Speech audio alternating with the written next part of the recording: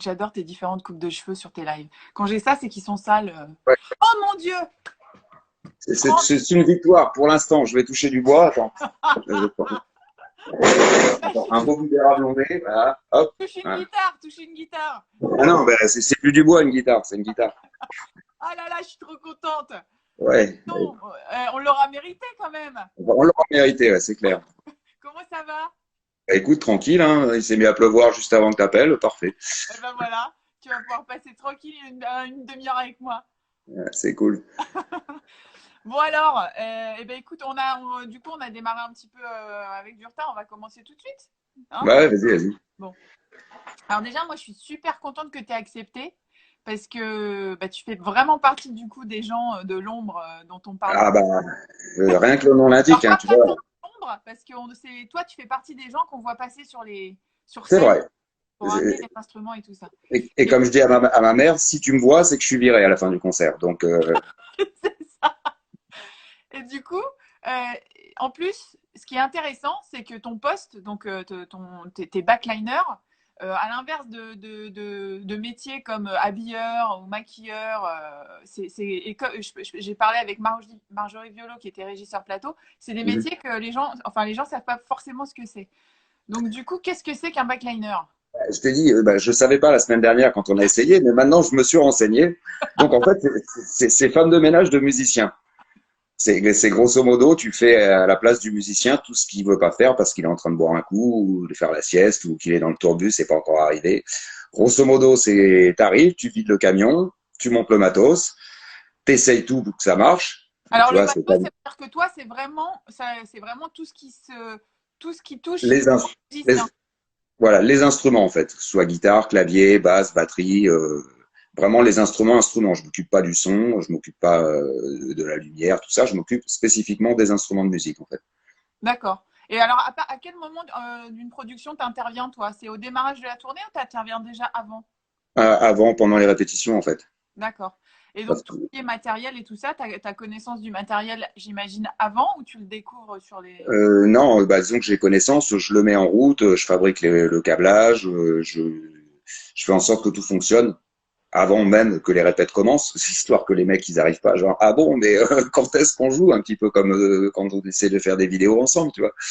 Bah, faut pas, ça faut pas. C'est pas bon.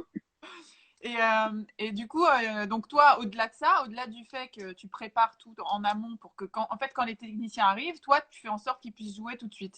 C'est ça? Ouais, quand le musicien arrive, oui. C'est Voilà. pas dit technicien. Et Voilà. après, j'ai dit quoi? Les artistes, pardon. Et, du, Ouais. et pendant le spectacle, tu as un rôle aussi super Ah, important. bah, pendant le spectacle, oui, parce que je fais tout ce qui est les changements de guitare déjà, donc en général, ça arrive assez souvent que le guitariste ait besoin d'une autre guitare parce que les guitaristes ils adorent les guitares, donc souvent ils en ont plein. Et puis, bah, c'est surtout que tu es en perpétuelle attention des fois qu'il se passe quelque chose. A priori, si tu as essayé d'optimiser au départ, il va rien se passer, mais on ne peut jamais dire qu'il va rien se passer. Donc, bah, il faut être sur le coup en permanence pour courir sans courir, parce que si tu cours sur une scène, on te voit. Ouais. C'est ça qui est malheureux, donc il faut courir doucement. Je Pour et sais pas. tombe encore plus. Ah ouais, faut pas tomber non plus. Non, non, faut courir au ralenti, quoi, histoire qu'on ne voit pas, et bah, résoudre le problème avant que, grosso modo, que le public s'aperçoive qu'il se passe quelque chose.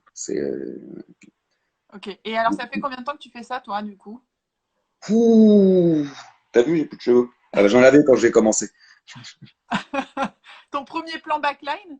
Ou tu as été Bah, backliner vraiment pro? non, mon premier plan backline, en fait, c'est avec. Moi, je suis pas rentré directement dans la variété, en fait. Ouais. J'ai commencé avec les groupes de rock locaux. En fait, j'ai commencé. Je suis arrivé à Rouen, parce que là, je suis à Rouen. D'ailleurs, il pleut. Et parce que je viens du sud de la France, de Sanary-sur-Mer, un tout petit bled. Ouais. Et d'ailleurs, c'est Ouais. très rigolo parce que on a constaté avec le temps que sur la cinquantaine de backliners qu'on est en France, il y en Ouais. a cinq qui viennent de ce coin-là. Ah, mais il y a un Donc, nid. il y a une espèce de nid, 10% des backliners sortent de ce nid-là, et alors qu'on se connaissait pas du tout là-bas, ni rien. Donc, bref, je suis arrivé à Rouen, et à Rouen, je faisais musicologie, donc c'est une fac très chiante, où à l'époque, c'était très chiant. Il paraît que Alors, tu maintenant, ça y est. parce que toi, tu es musicien, là, tu jouais, tu voulais, Musicien, guitariste. tu voulais faire quoi? C'est vrai que c'est pas Je, pareil. je voulais faire rien. Quand t'es musicien, t'as juste rien envie de foutre, en fait. C'est la base. Donc, je voulais faire une fac de musique pour être éventuellement prof de flûte à bec. Ouais. J'étais pas super motivé. Et en fait, je jouais déjà de la guitare. Je commençais à essayer de chercher des groupes, etc. Et je me suis retrouvé à demander au luthier qui venait de s'installer à Rouen de me Ouais. fabriquer une caisse de guitare parce que j'avais un manche. Et comme il travaillait pas assez vite parce qu'il avait beaucoup de boulot, je lui ai proposé de m'incruster chez lui et de faire du ponçage, tout ce qu'il y avait à faire. J'étais déjà extrêmement passionné de guitare à l'époque, quoi. T'as commencé la guitare très tôt, toi? Non, j'ai commencé le piano très tôt. Mes parents m'avaient mis au piano très jeune, Ouais. dans la même école de musique que Hélène Seguera après d'ailleurs. C'est comme quoi que le monde est petit. Et, Pas euh, arrière. et puis vers 14 ans, en fait, j'ai découvert le live d'ACDC If You Want Blood avec la pochette avec le guitariste transpercé Ouais. avec une guitare. Et j'ai dit, moi, je veux faire ça. Enfin, pas être transpercé avec une guitare, mais je veux faire de la guitare. Et donc, mes parents m'ont offert une guitare pourrie. Ouais. Qui, déjà, il a fallu que je la répare, tu vois, pour commencer à en jouer, parce qu'elle marchait moyennement, on va dire, hein. Et voilà, j'ai fait quelques groupes de hard rock, parce que dans le sud de la France, là où j'étais, c'était hard rock, hard rock, hard rock, hard rock. Donc j'avais plein de cheveux, tout ça. J'ai vu Voilà. les photos. Ah ouais, quelle horreur, c'est moche. Et après, je suis parti à l'armée. Bon, pas de commentaire sur la question. Et je me suis retrouvé à Rouen et donc je me suis retrouvé en musicologie. Et le matin, j'allais chez ce luthier à Rouen. Ouais. Et donc j'ai commencé à rencontrer tous les gens qui faisaient de la musique. Et il y avait un groupe qui s'appelait Mister Moonlight. Et on a sympathisé avec le chanteur. Il trouvait que je changeais les cordes plus vite que mon ombre. Il arrêtait pas de casser des cordes tout le temps. Et il m'a dit, viens, je t'emmène, tu me changeras mes cordes. Voilà, ça c'était la première fois que je me retrouvais à être effectivement derrière un musicien en stand-by en attendant Et ça, parallèlement. c'était un temps pro? Non, c'était pas pro, c'était payé au cul du C'était... camion. Mais c'est la Voilà, quand première on fois où tu fais arrivait. ce métier. Ouais, c'était pas vraiment un métier encore. C'était voilà, le métier, c'est arrivé après. Je dirais, je continue dans la foulée. Donc, de fil en aiguille, On s'est perdu. j'ai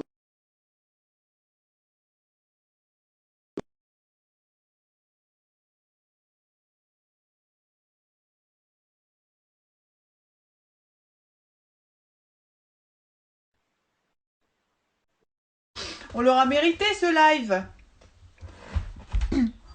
Je suis tellement triste pour Franck. Ça fait 2 tentatives que je reviens. Delphine, je ne peux pas laisser Franck sans pouvoir faire ce live. C'est pas possible. Bonjour mon Alain, j'espère que tu vas bien. On n'arrive pas à se connecter avec Franck, ça fait 2 fois déjà, c'est une catastrophe. Et il est déprimé le pauvre. Il pense que... Mais moi c'est pas grave, c'est pour lui. C'est lui que on peut pas montrer son parcours du coup. Donc c'est quand même très triste pour lui. Reviens Franck, il est en train de redémarrer son téléphone. Mais en fait il a un téléphone de merde. Donc je pense que c'est son téléphone. Je pense que c'est ça, il est dégoûté en fait. Mais ça... Voilà, c'est comme ça, c'est dommage. Bonjour. Ah, ben on a un problème technique. Gérard, je vois que tu te connectes, mais on a un problème technique. Si tu voulais voir ce que ça donne, c'est pas le bonjour. Mon backliner n'arrive pas à se connecter. C'est dommage parce que c'est super sympa. On se marre bien. Mais là, je suis un petit peu toute seule quand même. Bonjour Gérard. Merci de me regarder. Ça me fait très plaisir. J'aurais bien voulu que tu puisses voir ce que ça donne, mais là, malheureusement, c'est pas le bonjour. On n'arrive pas à se connecter avec Franck Barul, qui est backliner et qui est un super backliner. Merci Gérard. Merci. Ah, Franck. Reste un peu Gérard, tu vas voir, il est super. Si on arrive à se connecter. Sinon, j'abandonne pour cette fois. C'est des super moments. Vincent Lanty. Bonjour mon Vincent Lanty. Ah, ah quelle joie. alors Et alors, il faut que tu sois convaincant, hein, parce qu'il y a quelqu'un qu'il faut que j'arrive à convaincre de faire ce live. Il est en train ah de me ouais, regarder. je vais être convaincant. Je vais être convaincant. Vas-y, parce que moi ça marche jamais, donc a priori toi ça doit marcher. Donc vas-y, c'est convaincant ça. Mais non, mais on était en train de dire que tu avais démarré, enfin, tu avais vraiment commencé à bosser quand alors, ton arrivée dans le groupe Trust. Voilà, exactement. Donc là, ça a été première tournée de Zénith. Voilà, c'était autre chose. C'était plus du tout la camionnette avec les instruments derrière. C'était un vrai tourbus, une vraie tournée en fait, quoi. Et donc, grâce à David Jacob, le bassiste qui était de Rouen, J'avais Ouais. dit pour rire au magasin dans lequel je réglais les guitares, j'avais dit pour rire, bah, si David Jacob y passe, tu lui dis que moi je veux bien aller faire Road de Trust parce que backliner ça n'existait pas à l'époque. Et l'autre il l'a pris au premier degré. Rode, pour les gens qui connaissent pas, Rode, c'est les mecs qui poussent les caisses. Voilà. Mais bon, à l'époque on était voilà assimilés, pousseurs de caisse améliorés quoi. Ouais. Et donc le David Jacob en question qui avait vaguement entendu parler de moi, il me ramène ses deux basses à régler, on sympathise, je lui règle ses basses, c'est fabuleux. Et il me dit bah écoute je t'emmène à la répète, voilà. Il m'emmène à la répète. Ce jour-là, le backliner, donc Luc Vindras de Nono, n'était pas là. Et à un moment donné, Nono a un problème et je me retrouve derrière l'ampli de Nono avec mon fer à souder et il me dit mais d'où tu sors? Allez viens, on t'emmène. Et voilà, et c'était parti. Et à Ah, partir ça a de été là, bah, voilà, ton gros. première, gros, première grosse tournée. Et en fait, c'est toujours dans ce boulot-là, c'est toujours un truc humain. C'est-à-dire que c'est les gens te font confiance, tu en t'en rencontres d'autres musiciens, d'autres régisseurs, et chacun te rappelle parce qu'à un moment donné, bah, ça s'est bien passé, on a bien rigolé, puis le boulot était bien fait aussi parce que voilà, il faut être sérieux quand même un minimum. Là, j'ai pas l'air sérieux, mais je sais l'être de temps en temps. Mais si, t'es très sérieux d'ailleurs. Et d'ailleurs, il faut quoi comme qualité pour être devenir backliner? Faut aimer la musique et les instruments. Ouais, ça c'est la base, mais c'est surtout, je crois qu'il faut savoir mettre la personne en face de soi en confiance. Parce qu'un musicien qui est sur scène, en fait, on s'en rend pas compte, mais j'imagine que pour les acteurs, c'est la même chose. Il est pas du tout dans son instrument. Il est ailleurs, en fait. Il est en train de jouer et il est ailleurs. Il faut pas que l'instrument ce soit une barrière. Il faut pas que ça se mette à pas marcher. C'est censé fonctionner. Et donc, c'est vraiment à la confiance que ça se fait. La personne monte sur scène, tu lui tends la guitare, il part, ça joue et bah, faut que ça marche, quoi. Et c'est comme ça que ça fonctionne. C'est vraiment une relation plus de confiance même que de relation musicale. C'est voilà, la personne elle doit monter sur scène et se dire ça va marcher et ne pas se poser de questions parce que de toute façon, quand tu es en train de jouer sur scène, tu te poses pas de questions quoi. Tu vas tout droit. Bien sûr. Et en fait, je discutais de ça avec Malka, qui était une des premières à intervenir sur mes lives. Ouais, Enfin, la oui que c'est je connais parce que ouais, j'étais sous Chambouzy, elle était là, elle est avec elle, géniale. maquilleuse. Et en fait, c'est un peu pareil. C'est-à-dire qu'elle, il faut quand même qu'elle soit. C'est la première personne avec qui il va avoir un moment seul avec Exactement. qu'elle doit maquiller. Et toi, c'est pour les musiciens, c'est exactement ça. Il faut qu'ils soient en Bah, confiance. voilà, la dernière personne qui voit avant de monter sur scène, c'est moi. Je leur file une guitare, un médiator, un verre d'eau, enfin ce qu'il faut, et c'est parti quoi. Et après, c'est un peu comme un pilote de Formule 1. Le mec il roule, il roule, il roule, il roule, puis bah de temps en temps, il s'arrête au stand, il vient me voir quoi. Mais enfin, c'est moi qui. Il y a Gérard Darmon qui dit ceux qui lâchent les caisses et ceux qui poussent les caisses, c'est trop pour une première intervention. Eh ben, j'ai travaillé avec Gérard Darmon. D'ailleurs, je lui faisais du thé à chaque fois. J'espère Gérard que tu te souviens de mon thé. Tu C'est m'avais dit vrai? qu'il était pas trop mauvais, donc voilà, c'est C'était pas où? mal. Bah, on a fait quelques dates. J'ai remplacé Pio à l'époque en backliner. Ah, Pio, ouais, je me souviens, Ouais. Pio. Mm. Ouais, ah, super, d'accord. Le monde est petit, tu vois. Enfin, c'est Ah un bah, petit peu, hein, de toute façon. Donc, ouais. En fait, j'ai découvert, parce que nous, on a travaillé ensemble sur la tournée de Yannick Noah, mais j'ai découvert que tu avais un palmarès d'artistes avec qui tu avais travaillé qui était quand même assez gros. Alors, il y a Marc Lavoine, Calogero, Véronique Sanson, Maître Gims, Jean-Louis Aubert, MC Solar, Alain Souchon, Laurent Voulzy. Comment ça se passe quand tu arrives sur ces tournées? Qui t'appelle? C'est qui le contact? Parce que toi, est-ce que c'est les musiciens? Parce que c'est quand même avec en eux que fait, tu travailles. ouais, mais non, c'est les êtres humains qui m'appellent. Ça paraît con, mais à n'importe quel poste, que ce soit un régisseur, que ce soit un autre backliner, que ce soit un musicien, c'est toujours, c'est pas, on dépose pas un CV pour avoir du travail. Tu vois, c'est le bouche à oreille, mais c'est même pas le bouche à oreille. Tiens, on m'a parlé de machin, c'est je connais machin, je lui fais confiance, est-ce qu'on peut le faire venir? Donc Ouais, c'est direct, quoi. Ah, ouais. je t'entends plus, là. Si, Tu ça y est, c'est m'entends là? revenu. Oui, ça y est, c'est bon, c'est revenu. Ah, t'as eu peur, hein? T'as eu peur. Ah, carrément. Euh, Qu'est-ce que tu n'aimes? Est-ce qu'il y a des choses que tu n'aimes pas dans ce métier? Non. T'aimes tout. Ouais. Donc, Ouais, j'aime tout. Je suis pas obligé de mettre une cravate, je suis pas obligé de me raser, je me lève pas trop tôt le matin. t'es libre. Voilà. Il y a une forme de liberté quand même. Bah oui, puis il y a une forme de rencontre. C'est-à-dire que chaque nouvelle tournée, c'est plein d'autres nouvelles personnes. On n'est pas bloqué comme quelqu'un qui travaille localement avec toujours les 15, 20 mêmes personnes, l'entourage. Ça change à chaque fois. On rencontre plein de gens, des gens formidables, des gens qui ont du talent. Moi, j'aime le talent. Enfin, pour ça, c'est magique, quoi. Donc, qu'est-ce que j'aime pas? Bah, le fait d'être obligé de partir de chez moi. Mais bon, à un moment donné, on peut pas tout avoir quand même. C'est vrai. D'ailleurs, toi, comme tu es musicien à la base, est-ce que tu continues à Oui. faire de la musique? Non. T'as Non, arrêté parce que complètement, ça te manque pas, ça? oui et non, parce qu'en fait, même quand je faisais de la musique, je passais plus de temps à démonter mes guitares Ouais. qu'à en jouer, quoi. Tu vois, je j'ai jamais été Ah un oui, d'accord. vrai musicien, quoi. D'accord. Voilà, moi j'aimais, voilà, D'ailleurs, j'aimais. Ah, donc je t'entends pas j'ai là. l'impression que tu es un vrai, vrai amoureux. Je m'entends pas. De la Moi, je guitare, t'entends oui. et je te vois. Ouais, de la guitare, oui, oui, c'est la Ouais, donc guitare. tu es un vrai amateur d'instrument. Et d'ailleurs, donc on en vient à ta deuxième petite marotte, comme on dit. Euh, Ouais. j'ai découvert que tu fabriquais tes guitares. Bah ouais, parce qu'en fait, c'est venu naturellement. Comme toi, t'as fait un film là. Moi, mon rêve de gosse, c'était de fabriquer des guitares.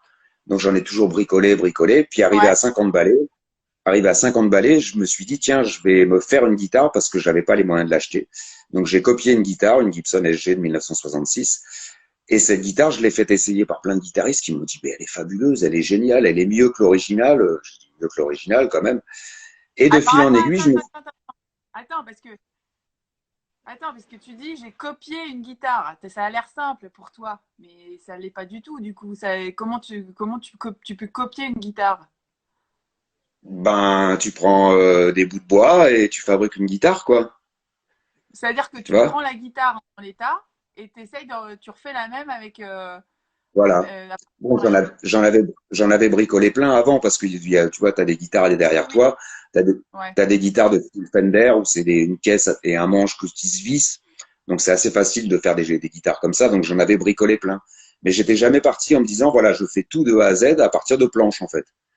Voilà. Et bah, cette première guitare que j'ai faite, je l'ai fait essayer par des guitaristes qui m'ont dit, mais c'est fabuleux, elle est géniale. Donc, j'en ai refait une deuxième, une troisième. Et comme les gens me disaient toujours, mais c'est super, franchement, elles sont super, bah, je me suis dit, bah, je vais en faire. Et au lieu de me dire que j'allais les vendre, parce que c'est un peu mes bébés, tu vois, j'ai pas très envie de les vendre, je me suis dit, bah, je vais endorser les guitaristes, en fait. C'est-à-dire que les gens avec qui je travaille, je vais leur prêter mes guitares. Si ça leur convient pour jouer sur scène, bah, ils jouent avec. Et bah, de fil en aiguille, j'ai équipé tous les gens sympas Ah ouais, autour de non, moi qui jouent. je les vends pas. Non, non, non, Et, c'est pas le et- but. mais alors, du coup, tu as appris à travailler le bois? Comment tu as fait? Bah, tout s'est fait au fur et à mesure. En fait, j'aime apprendre. Donc, bah, je suis allé voir un luthier à Rouen. Il m'a appris à me servir de quelques outils. Puis, bah, en fait, je devais être né pour ça. En fait, ça me vient naturellement. Un jour, mon fils, il m'a dit, mais quand est-ce que tu arrêtes de poncer? Je lui dis, je sais pas quand j'arrête. C'est mes doigts qui disent, maintenant, t'arrêtes. Je sais pas. D'accord. Et donc, attends, mais d'accord. D'ailleurs, j'ai des photos de tes guitares. Je vais essayer d'en passer parce Bah, que je crois qu'on il y peut. en a deux. Alors ça, c'est Les deux.